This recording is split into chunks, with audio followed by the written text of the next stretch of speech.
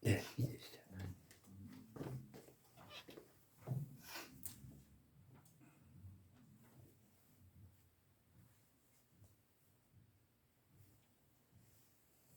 올해 마지막 예배를 시작하겠습니다.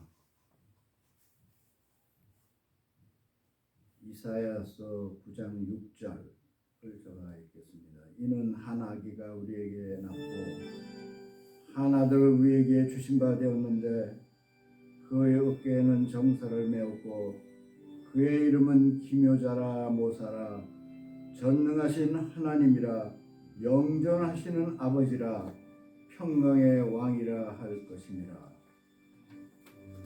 대림절 한 주를 보내며 한 해 동안 보살피며 여기까지 인도해 주신 에베네셀의 주님이시여 감사와 찬양을 올려드립니다.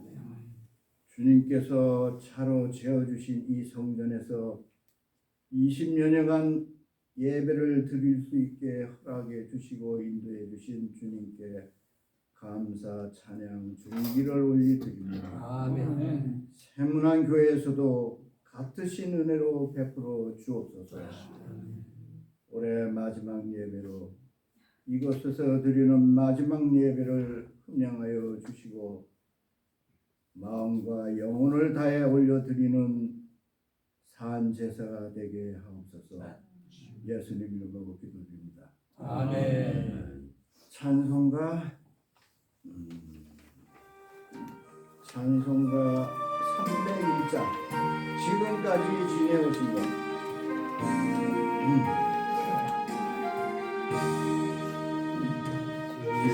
지금까지 지내온 것 주의 품. 네, 기도하겠습니다. 시간은 흐르고 흘러 이제 금년 마지막 달 12월이 되었습니다. 해마다 연초가 되면 날마다 주님의 말씀을 읽고 이웃을 위해 봉사하며 기도하며 살겠다고 다짐을 했건만 이제 연말이 되고 보니 마음먹은 대로 실천하지 못했음을 회개하게 됩니다. 예배를 드릴 때는 하나님 중심으로 살겠다고 약속을 하고도 교회 문을 나서면은 다시금 나 중심으로 돌아가 주님을 실망시켜 드린 적이 한두 번이 아니었습니다. 이제 금년도 얼마 남지 않았으니 끝까지 주님 앞에 모든 것 내려놓고 하나님 중심으로 살아가게 하옵소서. 아멘. 자비로우신 주님, 우리나라와 이 백성들을 불쌍히 여겨 주옵소서. 지난날 6.25 전쟁으로 황폐해진 이 나라에서 보릿고개를 힘들게 넘기며 살아왔던 저희들입니다. 잘 살아보겠다며 서독 광부로 중동 기술자로 그리고 월남전 군인으로 해외에 나가 힘들게 의아를 벌였던 저희들입니다. 헌데 아직도 국민 대다수는 종북 좌파 이념에 물들어 선과 악을 구별하지 못하고 정치인들은 국민의 민생을 팽개치고 자신들의 집단 이익만을 추구하며 민심을 선동하고 있습니다. 주여, 하나님을 대적하고 좌편향된 이 나라를 속히 바라주시고 윤석열 대통령을 지켜 주옵소서. 아멘. 아울러 더 이상 지구상에서 사람이 사람을 죽이는 전쟁의 비극이 사라지게 하옵소서. 아멘. 사랑의 주님, 이제 우리 친구들이 모두 팔순에 접어들어 자기 한 몸 가누기도 힘든 상황이 되었습니다. 바라옵건대 비록 몸은 말을 듣지 않더라도 영혼만은 살아서 늙은이들이 꿈을 꾸게 하시고 잃었던 열정을 되살려 이웃을 사랑하고 한 영혼 구원하는 데 부족함이 없도록 도와주옵소서. 아멘. 지난 30년간 서울구 16 기독인회가 하나님께 영광을 드리는데 앞장을 서게 하심에 감사를 드립니다. 더욱 반가운 것은 내년 1월부터 세문안 교회에서 예배를 드리게 된 것인데 광화문은 우리가 중고등학교 시절 6년을 보냈던 고향과 같은 곳으로 우리를 옛 경희궁에 한 발 더 다가가게 하신 하나님의 역사에 무한 감사를 드립니다. 아멘.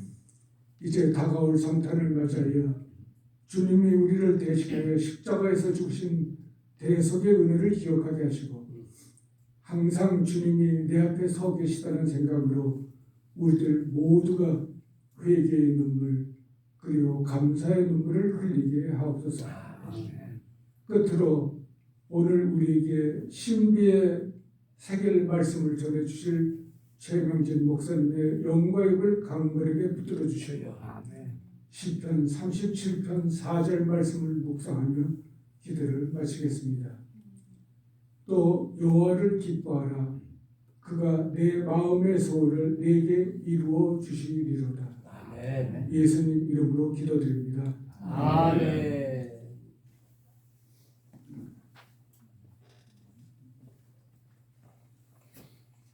오늘 하나님께서 주신 말씀은 베드로전서 1장 13절에서 17절 서로 교독하겠습니다.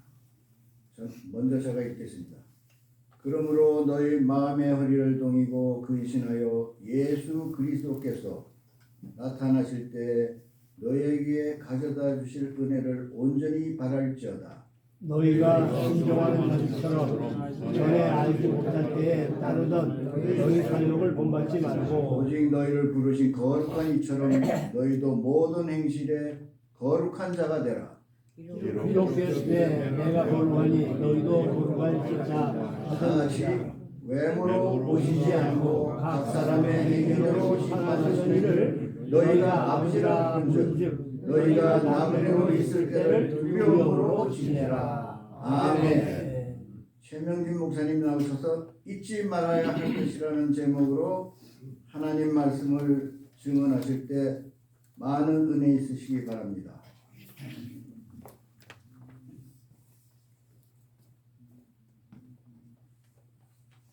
할렐루야. 아멘. 김진환 회장님의 그 신중에 있는 뜨거운 기도를 아멘 하고 따라가다가 제가 반주하는 걸 놓쳤어요. 우리 기도를 해야 되는데 아멘 하고 보니까 그거 언제 해야 되지? 우리 예배가 더 뜨거워지고 우리 기도가 더 깊어져 가는 걸 느끼면서 참 신앙생활이 이런 건데 이런 생각을 하게 됩니다.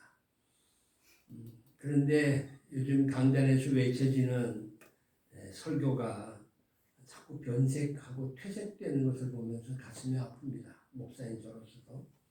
사실 많은 사람들이 이런 지적을 합니다. 요즘에 선포되는 설교가 아닌 하나님의 메시지이기보다는 인문학적 어떤 강의식의 설교가 참 많지 않나 이런 생각을 합니다. 이에 대해서 조엘 비키라고 하는 교수가 있는데 미국 퓨리탄 리폼드 신학교의 교수인데 이가 설교에 대해서 이렇게 얘기를 했습니다.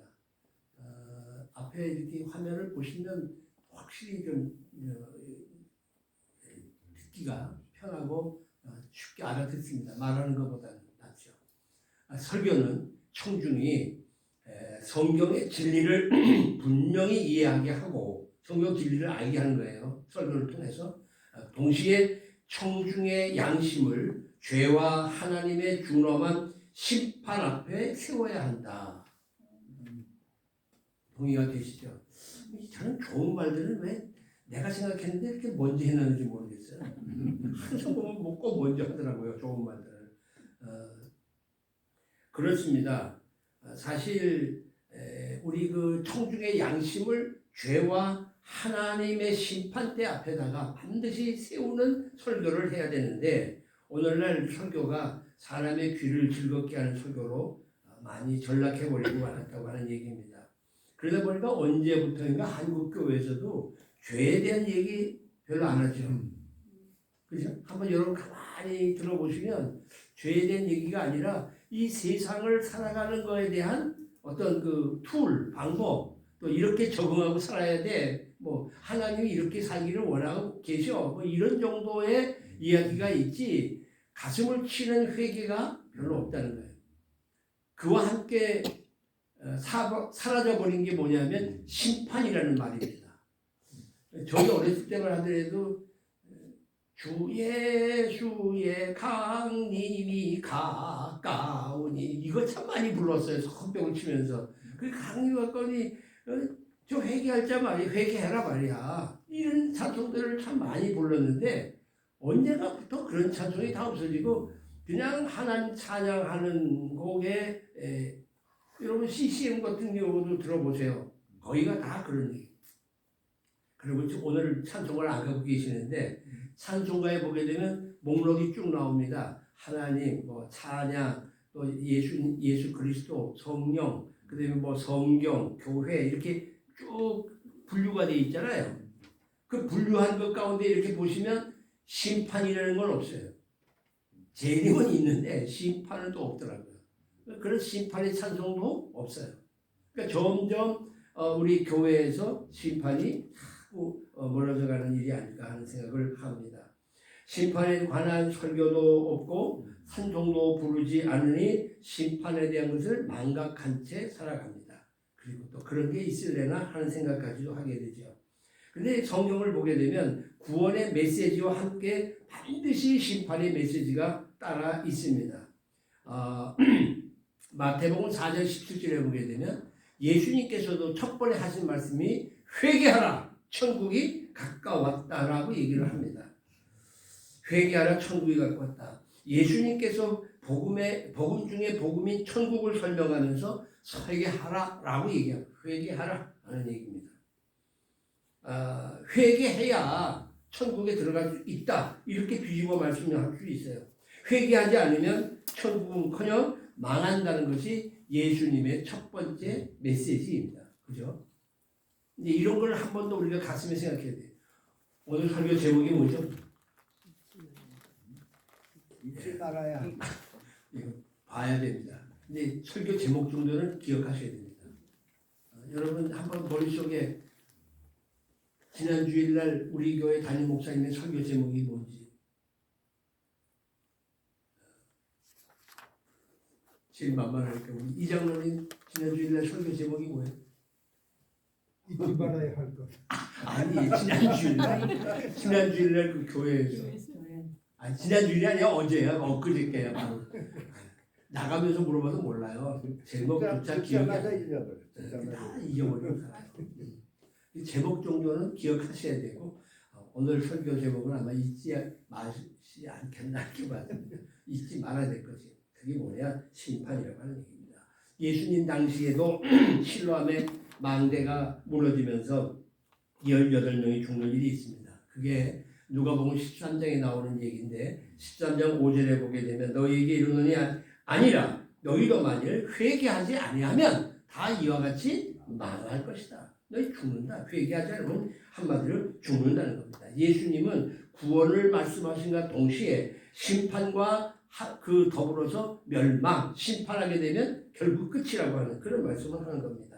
심판은 아시는 대로 출생만큼이나 확실한 얘기입니다. 기본적인 겁니다. 그래서 이렇게 표현합니다. 히브리서 9장 27절 한번 읽으실까요? 시작. 한번 죽는 것은 사람에게 정해진 것이요 그 후에 심판이 있습니다. 죽는 건 죽지만 그 후에 반드시 심판이 있다는 사실을 잊지 말아야 합니다. 그렇기 때문에 잘 사는 거 웰빙도 중요하지만 웰다이 잘 죽는 것도 중요하다는 얘기입니다. 12월의 마지막 달이고 오늘은 뭐 여기서 예배도 또 마지막이라고 마지막 얘기를 참 많이 하시는데 우리의 마지막 모습이 어떠할지를 한 번쯤 생각해 봐야 합니다. 한 해가 결산을 하는 것처럼 내 인생에도 마지막 결산이 반드시 있다고 하는 사실을 우리는 잊지 말아야 합니다. 저도 이제 뭐 형님들 앞에서 그런 얘기하기가 참 뭐하지만 나이가 자꾸 들어가니까 주님 앞에 섰을 때 내가 어떤 모습으로 설까 이런 생각을 하는 것. 올 때는 뭐 순번대로 왔는지 모르지만 갈 때는 누가 먼저 갔는지 잘 모릅니다. 그런 것을 생각해 보게 되면 하나님 앞에 섰을 때 과연 내가 어떤 모습으로 세워질 수 있겠는가? 이제 복음서에 보게 되면 심판하다 이런 말을 하는데 그 심판하다를 헬라 말로 얘기하면 크리노라고 하는 말로 써요. 크리노. 이건 이제 거룩하다는 말도 같이 동일하게 사용을 하는데 분리하다는 뜻입니다. 심판은 분리하는 거예요. 그래서 둘로 나뉘어집니다. 마태복음 25장에 보게 되면 심판에 대한 여러 가지 비유를 설명하는데 그 첫 번째 비유가 바로 금방 여러분이 입으로 이제 보셨으니까 얘기하셔야 돼요. 바로 열처녀입니다. 5처녀는 준비하고 있다가 들어갔고 5처녀는 준비하고 있다가 결국 문을 들고도 문 열어주지 않았다. 그거 뭐 다 아시는 얘기니까. 이렇게 둘로 나눠져요. 또 다른 비유가 있어요. 두 번째 비유가 뭐예요? 달란트 나눠줬는데 한 달란트 갖고 있는 사람은 그걸 땅에 묻었다가 갖고 갔더니 이 악하고 게으른 종이라 얘기했고 2달란트 받은 사람 4달란트 만들었고 5달란트 받은 사람 10달란트 만들어서 그리고 그들은 다 주인의 잔치에 참여하라. 이 둘로 나눠지는 거예요. 또 있어요. 비유가 뭐죠? 안 나오니까 안 보이지. 또 하나 있어요. 무슨 비유? 양과 염소의 비유. 연약한 자를 도와주고 헐벗을 때 옷을 입히고 굶주렸을 때 먹이고 감옥 갇혔을 때 돌아보고 하는 그런 사람은 다 양에 그리고 그렇지 못한 거에 염소에 둘로 나눠져요. 반드시 심판 때가 있고 심판의 때에는 둘로 나뉘어진다고 하는 사실입니다. 여기 계신 분들 가운데 나뉘어지지 않길 바랍니다. 아멘 안 하시는데 한 분도 나눠지는 일이 없기를 바라고요. 모두가 다 열처녀비 가운데 5명이 속하기를 바라고 달란트 받아서 배로 남긴 사람 쪽에 서기를 바라고 또 양과 염소의 쪽에서 양 쪽에 서는 것이 우리가 되어야 된다 하는 생각입니다. 임금님이 얼마나 잘 순종하는가 이 소위 말하고 있는 이제 이 자기의 제자들이 얼마나 잘 순종하고 있는가. 특별히 부인한테 순종을 잘하는 사람 그런 사람을 등용해 쓰려고 이제 하나의 예를 들었어요. 그러면서 당신은 얼마나 마누라 말 부인의 말을 잘 듣느냐 그렇게 얘기를 해요. 그래 나는 부인의 말을 잘 듣는다 손들어라 그랬더니 전부 손든 사람 다 오른쪽으로 서라 그랬더니 전부 다 나는 잘 듣는다고 다 이쪽에 서요. 한 사람만 여기 이렇게 남아있는 거예요. 한 사람만. 그러니까 이제 임금이 아니 자네는 왜 거기 서 있느냐? 당신은 마누라 말을 안 듣느냐? 그랬더니 이 사람 하는 말이 오늘 아침에 제가 여기 처음 나왔을 때 집에 부인이 내게 하는 말이 사람 많은 곳에 가지 말라 하였기에 제가 여기 섰나이다. 그 누가 제일 잘 맞추는 사람이야? 참 우리가 그런 걸 보게 되면 어느 쪽에 가서 쓰는 게 많은 쪽에 가서 쓰는 게 중요한 게 아니라 정말 하나님의 말씀 속에서 온전한 심판대에서 바른 자리에 서는 자리가 더 귀하지 않겠냐는 겁니다. 성경은 우리들에게 심판이 있다는 것을 가르쳐준과 동시에 심판은 피할 수 없는 거라고 얘기를 합니다. 하나님 앞에서 다 드러나게 된다고 얘기를 합니다. 자, 로마서 14장입니다. 네가 어찌하여 네 형제를 비판하느냐? 어찌하여 네 형제를 업신여기느냐? 우리가 다 하나님의 심판대 앞에 서게 될 거다. 기록되었을 때 주께서 이르시되 내가 살았노니 모든 무릎이 내게 꿇을 것이요 모든 혀가 하나님께 자백하리라.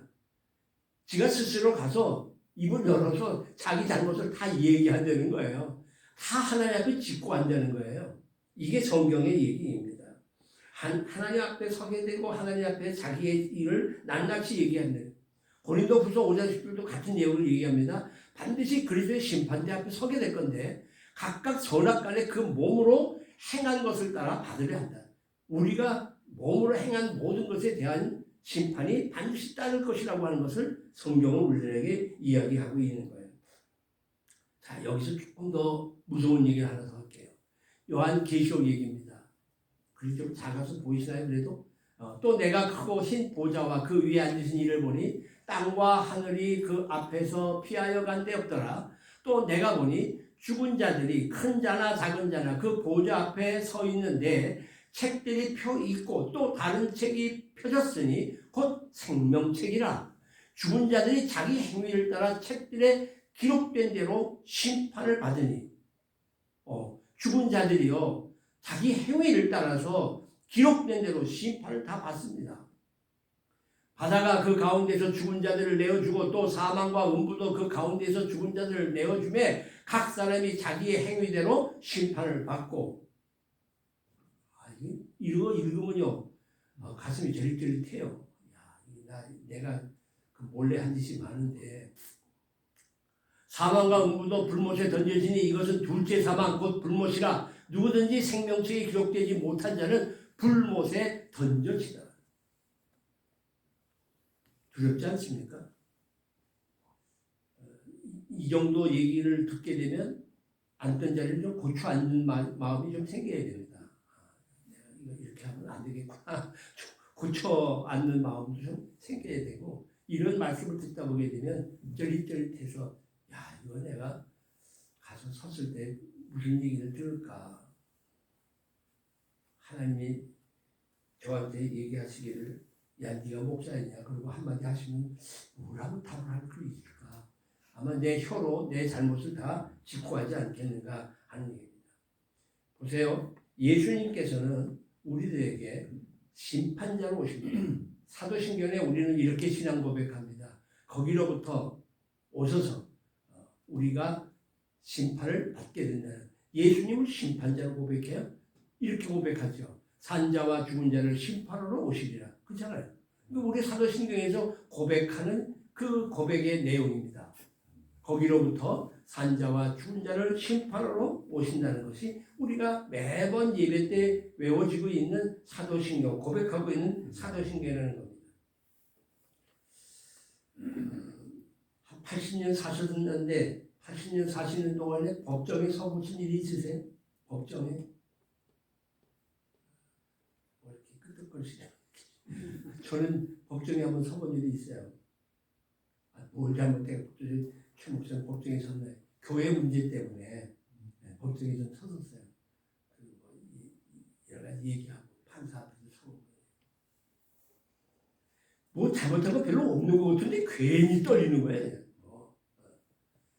몇 번 법정에 왔다 갔다 하다 보니까요, 머리가 정신이 없어가지고 예배 시간에 찬송가 1절 부르고 2절 부르고 2절 부르고 3절 부르고요. 혼미해지더라고요.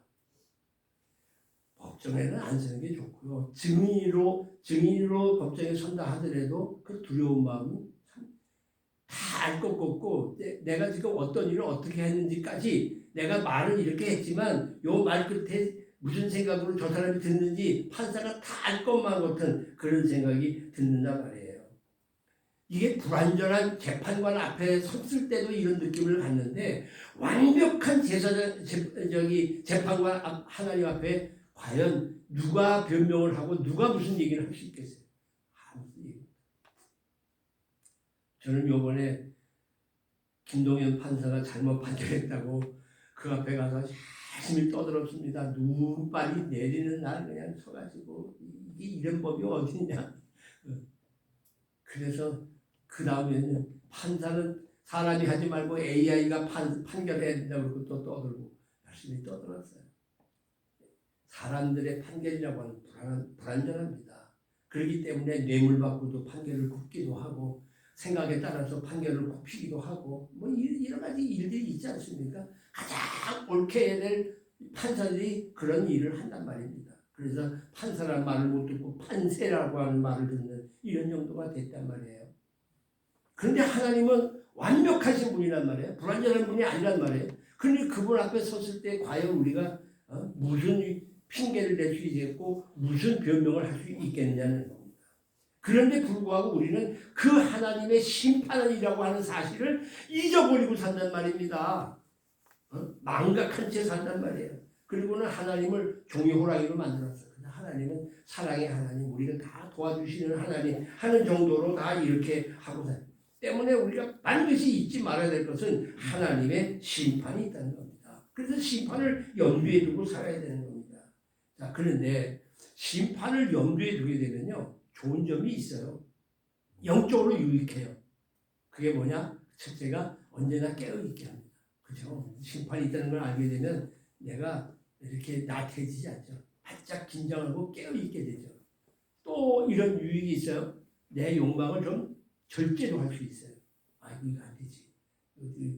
어느 정도 것 까야지. 이거 하나님 앞에 가서 이러면 안 되지. 하는 욕망을 절제하게 돼요. 또 있어요. 자신을 돌아봐요. 자기 성찰을 할 수 있게 해요. 심판이 있다는 것을 잊지 않고 살게 되면 이런 유익이 있단 말이에요. 또요. 겸손하고 단정하게도 만들어요. 그리고 또 하나, 말씀을 묵상하고 은혜를 구하는 기도를 늘 드리고 살게 한단 말이에요. 이거 얼마나 귀한 일이겠어요. 그렇기 때문에 이 심판이라는 것을 잊지 말고 우리가 그걸 항상 머리에 염두에 두고 살면 이런 좋은 유익함이 있다고 하는 얘기입니다. 자, 인생사에 대해서 잘 얘기하고 있는 게 전도서입니다. 전도서에 보게 되면 전도서 12장 13절과 14절에 보게 되면 이렇게 얘기합니다. 세상 만사의 결론을 들었으니 하나님을 경외하고 그분의 명령을 지켜라. 이것이 사람이 해야 할 본분이다. 예, 그러면서 하나님은 선악간의 모든 행위와 남몰래 한 모든 일을 심판하실 것이다. 남몰래 깜깜한 밤이라고 해서 신호등 하나 위반해도 좀 괜찮겠지. 슬쩍 지나간 것들 말입니다. 이 정도는 다 넘어갈 수 있는 거야 라고 했던 그것까지도 심판하신다고 성경은 분명하게 이야기를 하고 있습니다. 자, 이러한 일들 가운데에서 우리가 이 심판에 대한 것 가지고 반드시 생각할 게 하나 있어요. 한 두 가지를 말씀드리고 싶은데 그 첫째가 뭐냐 하게 되면 책임입니다. 심판을 생각하며 사는 사람들이 마음에 꼭 두어야 될 생각 하나는 책임이에요. 책임 완수의 여부에 따라서 심판을 받는 거예요. 또 다른 말로 얘기하게 되면 청지기적이죠. 우리가 하나님으로부터 맡은 바에 대해서 얼마만큼 그 일을 잘 감당했느냐, 그에 대해서 완수했느냐. 내가 네게 건강 줬어. 네 건강 가지고 너 뭐 했어? 내가 네게 물질 줬어. 물질 가지고 너 뭐 했어? 내가 네게 명예 줬어. 권세 줬어. 내가 너에게 이만한 아름다움을 줬어. 그 모든 것 가지고 넌 뭘 했냐 하는 그 책임지는 완수의 여부에 따라서 심판을 받게 된다고 하는 얘기입니다. 전도서 11장 9절에 보게 되면 젊은이에게 이렇게 얘기하죠. 네 어린 때를 즐거워하며 네 청년의 날들을 마음에 기뻐해서 청년 보고 마음에 원하는 대로 해. 길들과 네 눈이 보는 대로 네가 하고 싶은 대로 해. 다 청년에게 그렇게 얘기하는 거예요. 그런데 하나님이 이 모든 일로 말미암아 너를 심판하실 줄 알아. 청년의 때니까 마음대로 할 수 있어요. 내 눈이 보는 대로 하고 싶은 대로 가고 싶은 대로 마음대로 하지만 그거에 대한 심판이 반드시 있다고 하는 사실을 청년에게 말씀하고 계심을 알 수 있어요. 마태복음 5장 22절에는 또 이렇게 얘기합니다. 형제에게 노하는 자마다 심판을 받게 되고 형제에 대하여 나가라, 이건 욕이죠. 나가라 하는 자는 공회에 잡혀가게 되고 미련한 놈이라 하는 자는 지옥불에 들어가게 된다 라고 얘기를 합니다. 때문에 심판을 아는 성도라고 한다면 자기에게 주어진 하나님으로부터 받은 바에 대한 사명, 청지기적인 모든 일들에 대하여 책임 있는 신앙생활을 해야 돼요. 그리고 주님 앞에 바르게 살아야 된다고 하는 얘기입니다. 저희 동기들 가운데도 이제 은퇴를 한 친구들이 많이 있는데 목사 중에 은퇴하신 분들 목사 요즘에 뭐 해요? 그러면 요즘에 그냥 편해. 새벽기도도 안 나가고 아니 은퇴하면 새벽기도 안 나가는 건가? 목사가? 뭐 물론 가서 자기가 맡아서 하지를 않으니까 그럴 수는 있겠지만 뭐 은퇴했다고 새벽기도 안 나간다? 그건 말이 안 되잖아요. 은퇴하신 분 가운데도 특별히 할 일이 없으니까 뭐 맨날 당을 치러 다니는데 그럴 수도 있겠다. 근데 또 어떤 분은 뭐 정말 예전에 하지 못했던 일들 때문에 작은 교회를 다니면서 열심히 가서 설교를 하고 다니는 그런 목사님도 계시고 뭐 여러 가지 일들이 있습니다만은 사실은 마지막에 하나님 앞에 너 언제까지 그 은퇴라는 게 없잖아요. 장로님, 집사님, 권사님 다 마찬가지입니다. 자기에게 주어진 신앙에 대해서 그 신앙생활을 내놓을 수 있는 이런 삶이 반드시 돼야 됩니다. 은퇴 여부와 관계없이요. 기도 생활에 힘써야 되고 말씀을 열심히 읽어야 되고 하는 것 말입니다. 말과 행동에도 그래서 조심해야 되는 겁니다. 또 하나 제가 책임에 대한 얘기를 했습니다만은 심판에 생각하면서 사는 사람들이 마음에 꼭 두어야 될 생각 그게 뭐냐? 자, 지금까지는 심판이 있고 책임에 대해서 묻고 좀 두려운 마음이 있지만 심판을 생각하면서 꼭 마음에 둬야 될 두 번째 얘기가 뭐냐면 이 얘기입니다. 은혜예요, 은혜.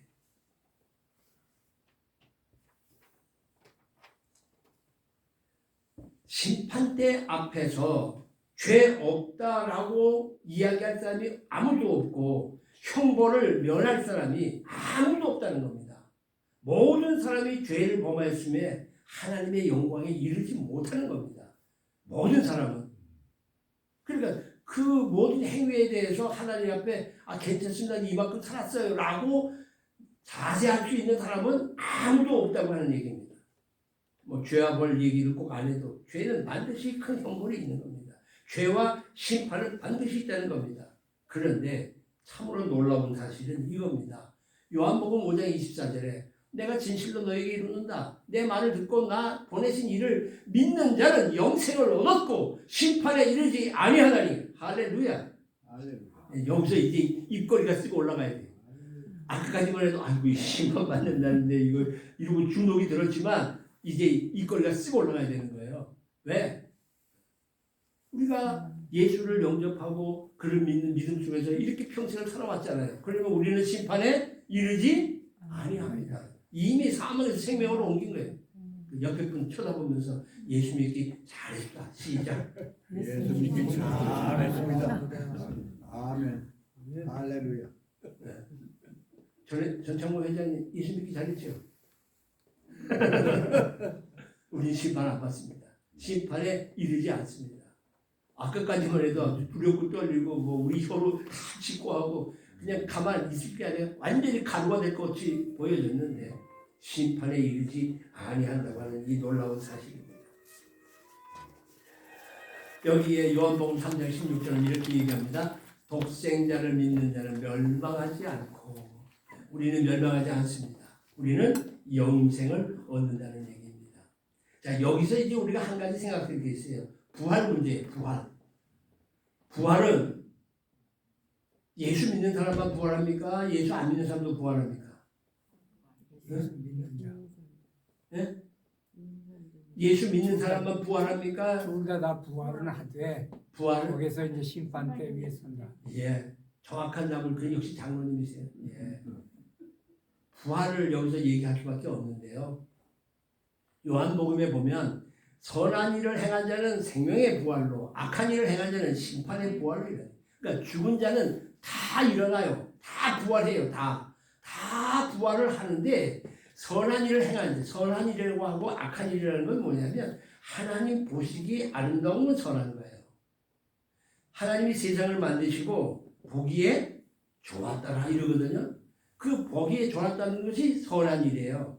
우리를 하나님께서 만드신 이유가 에베소서 2장 10절에 보게 되면 선한 일을 하기 위해서 우리를 지었다고 얘기해요. 그 선한 일이 뭐냐? 하나님의 일이에요. 악한 일이라고 하는 건 세상의 일이에요.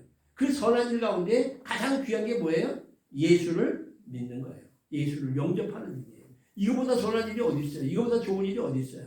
그러니까 예수를 믿고 구원받는 사람들은 생명의 부활로 일어날 것이고 그렇지 않은 사람은 심판의 부활로 일어나서 제2의 불못에 던져지게 된다라고 하는 얘기입니다.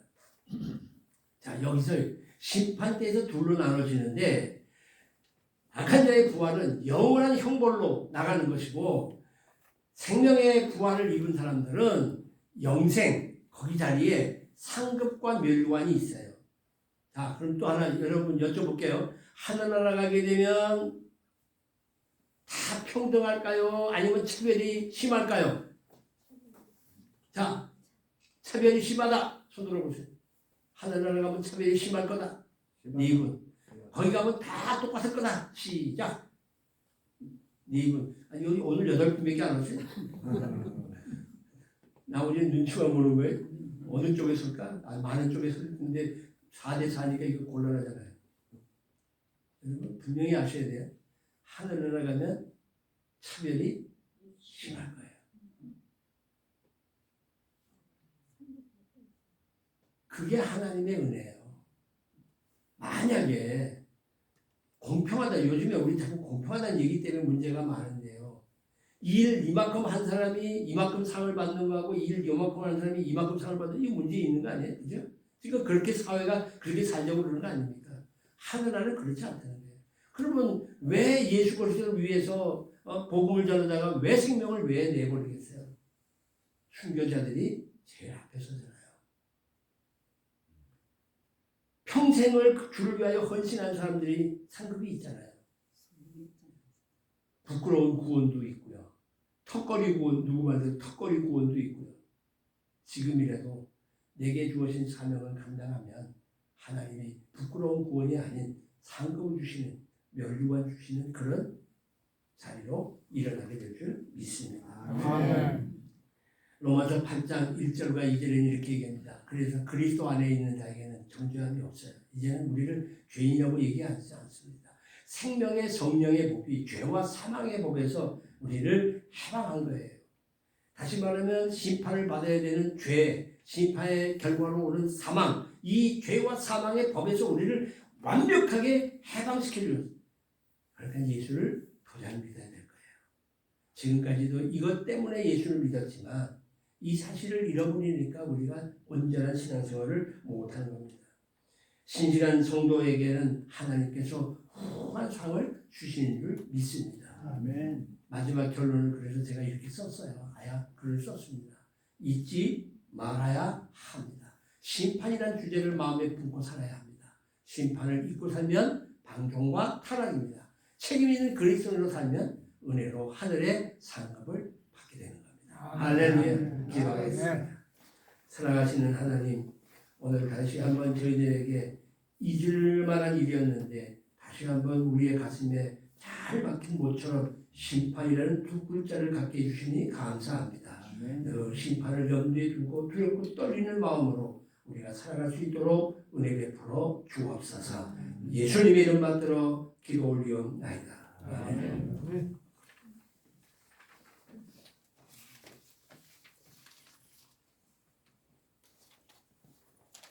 다 같이 338장 내 주를 가까이 하게 함은 찬송 부르면서 헌금하도록 하겠습니다.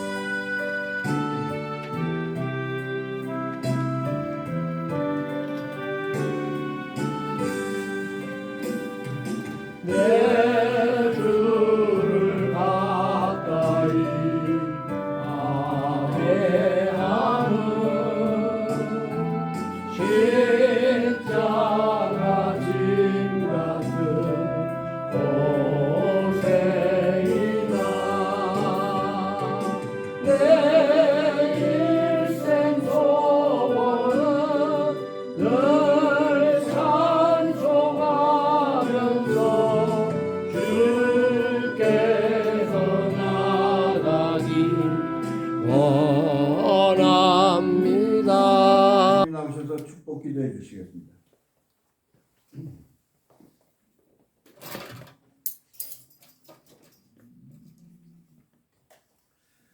기도하겠습니다.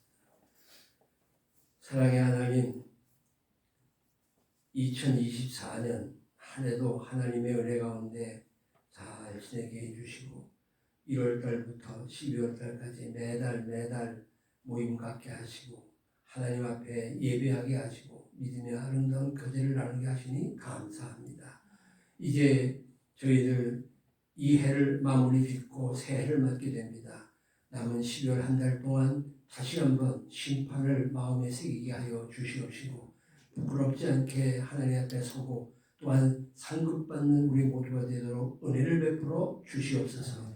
내가 가진 것이 무엇이며 하나님으로부터 받은 것이 무엇인가를 살펴서 마지막까지 최선을 다하여 하나님의 영광을 위하여 살아가는 귀하고 복된 삶이 되게 하여 주시옵소서. 이 시간 종이 간절히 기도합니다. 이제 또 이렇게 한 해를 지내면서 또 이 세월을 한 해를 보내게 되며 연로한 가운데 있습니다. 더욱 강건한 삶을 살아갈 수 있게 하여 주시고 바울 선생과 같이 겉사람은 후패에도 날마다 속사람이 새로워지는 귀한 축복의 삶을 살아갈 수 있도록 은혜를 나누어 주시옵소서. 재정적으로 물질적으로 어려움이 없게 하여 주시고 가정사가 두루 편안해서 하나님 앞에 영광 돌리며 감사와 기쁨으로 살아갈 수 있게 하여 주옵소서. 특별히 아들딸들의 가정 신선을 해선 어린 생명이 잘 자라는 모습을 보면서 크게 감사하며 살 수 있도록 여생을 복되게 하여 주시옵소서. 남은 시간 속에 무엇을 해야 되는지 말씀하여 주시옵소서. 마지막까지 그 사명 감당하여 주 앞에 서기에 부끄러움이 없게 하여 주옵소서.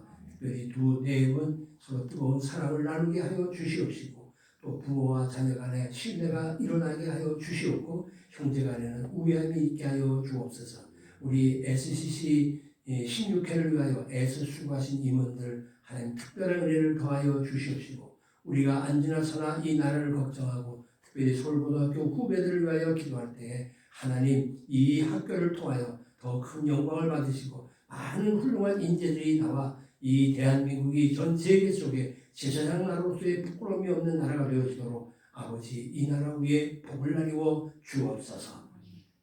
이제는 길이요 진리요 생명 되신 우리 우주 예수 그리스도의 은혜와 아버지 하나님의 그 놀라우신 사랑과 성령님 감화감동 인도교통 내주 역사하심이 오늘도 모여 주를 찬양하고 말씀을 받으며 결단하는 귀한 종들 머리 위에 저들의 가정사 행하는 모든 일들과 이 모임과 또한 서울고등학교 16회 모든 동창들 위해 그리고 서울고등학교와 이 나라와 이 민족 가운데 영원토록 함께 있을지어다. 아멘.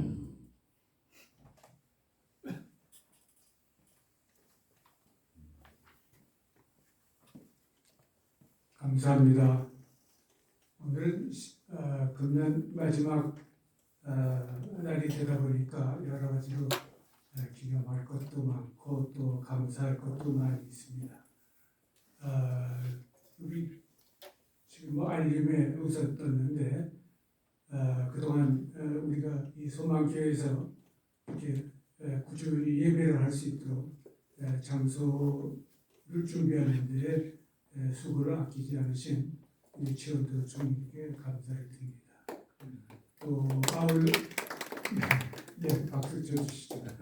또 아울러 이 자리에는 안 나오셨지만은 금년 1년 동안에 우리 주보를 작성해 주신 우리 한준희 지사님께도 또 감사를 드립니다.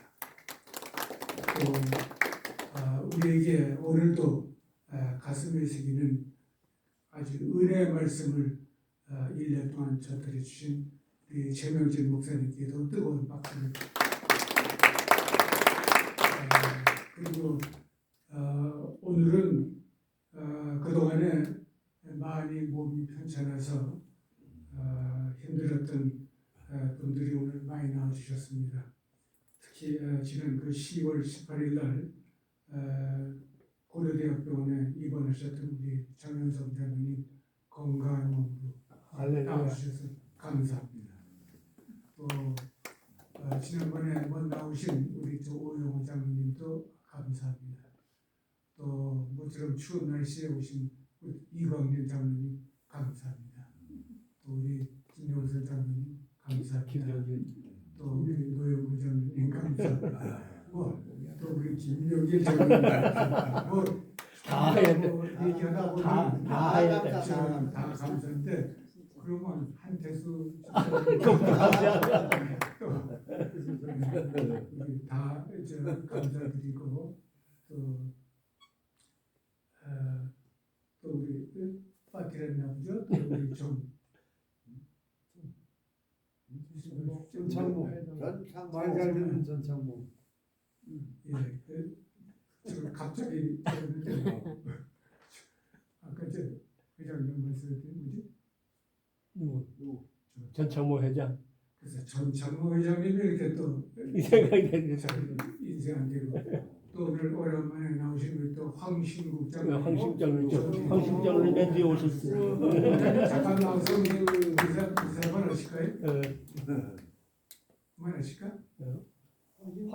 황장로님 한번 나오시죠 앞에. 성신국 그 장로 아버님이 목사이라는 거 다 아시지? 모르지 몰랐는데 나오셔서 한번 인사하시죠. 옛날 세문학교 목사님이셨어? 네. 예, 감사합니다. 하여튼 오늘 이렇게 많은 분들이 오셔서 오늘 저 21분이 오늘 예배를 드렸습니다.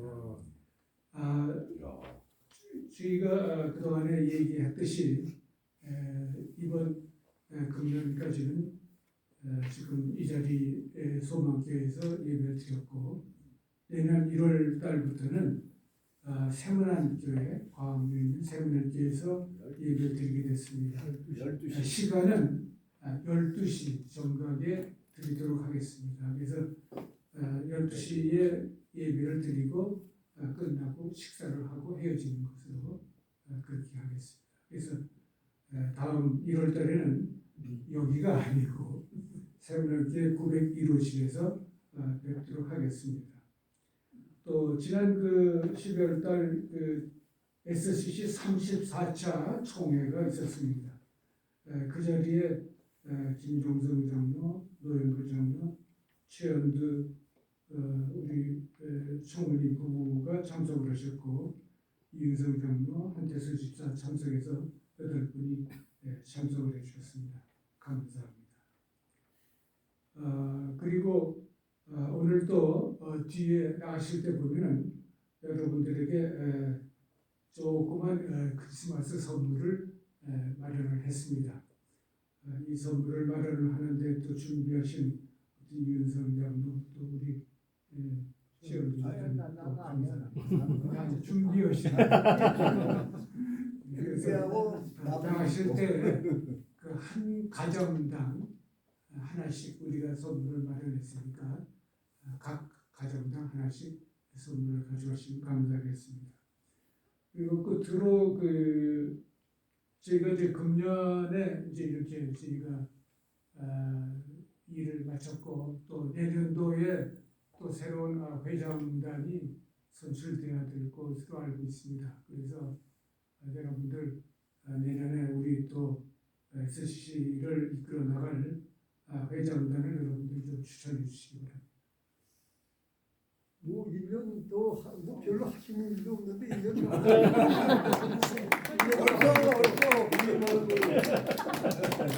뭐 별로 하시는 일이 없잖아. 그럼 총무님은 어떻게 할까요? 총무님도 연임해야지 총무를 불란서 갔다가 그럼 꼭 한번 불러서 가시는데 뭐. 그 다음에 하죠. 이현석 감사합니다. 우리 이현석 장로가 대신해 주기로 했으니까 여러분들의 여러와 같은 생각에 힘입어서 내년 1년 또 제가 저와 청년으로 여러분들 잘 모시도록 하겠습니다. 감사합니다. 이제 나오셔서 증명사진 찍으시고 식사하도록 하겠습니다.